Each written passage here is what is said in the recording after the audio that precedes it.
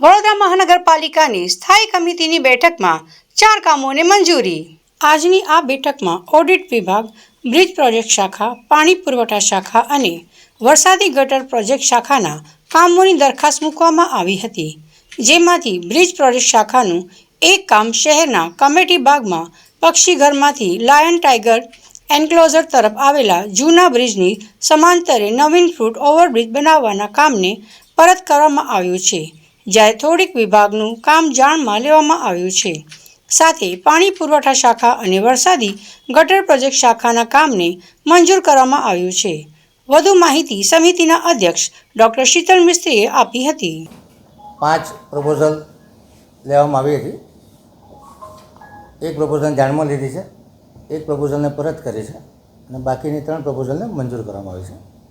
30/12/2024થી લઈ અને 26/1/2025 સુધીના વીકલી ઓડિટ રિપોર્ટો રજૂ કરવામાં જાણમાં લેવામાં આવ્યા છે। શહેરમાં કમાડીબાગ પક્ષી ઘરથી લાયન ટાઈગર એન્ક્લોઝર તરફ આવેલો જે જૂનો જર્જરિત બ્રિજ છે અને સમાંતર નવીન બ્રિજ બનાવવાનું કામ હતું 14.62 કરોડના ખર્ચે 32.30% ઉપરના કામને પરત કરવામાં આવ્યું છે।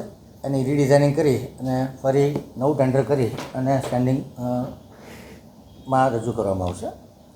પાણી પુરવઠા ખાતા દ્વારા વોર્ડ નંબર 8માં જૂની ગોરવા ટાંકી જે જર્જરિત થઈ ગઈ તેને તોડી અને એની જગ્યાએ નવીન ઓએસટી બનાવે છે જે 2 MLDની હશે, સાથે સાથે 2 જેટલા અંડરગ્રાઉન્ડ સમ્પ જે 8-8 MLDના 2 સમ્પ બનાવે છે। 5 વર્ષનું O&M છે અને લગભગ 80,000થી 90,000 વસ્તીને ફાયદો થાય એ પ્રકારેનું કામ છે, જે કામ 33.75% વધુ મુજબ 27.39 કરોડના ખર્ચનું કામ છે, જેને મંજૂર કરવામાં આવ્યું છે।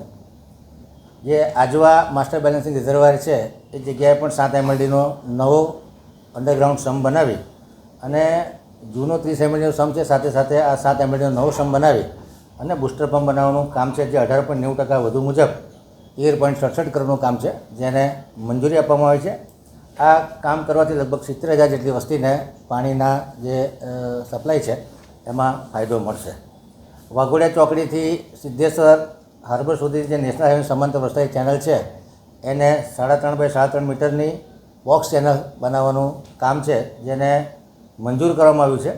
21.6% ઓછા મુજબ કામની કિંમત 12.58 કરોડ થાય છે। જે ફેઝ વાઇઝ હાઈવે સમાંતર ચેનલ છે અને પાકી બનાવવાનું કામ છે, એમાં આ કામગીરી લેવામાં આવેલી છે। જરૂર પડતા આગળના સમયમાં બીજા પેચ પણ આ રીતે પાકા કરવામાં આવશે, જેથી હાઈવેને સમાંતર ચેનલ બનાવવાથી જે શહેરમાં આવતા પાણી પર આપણે કંટ્રોલ મેળવી શકીએ।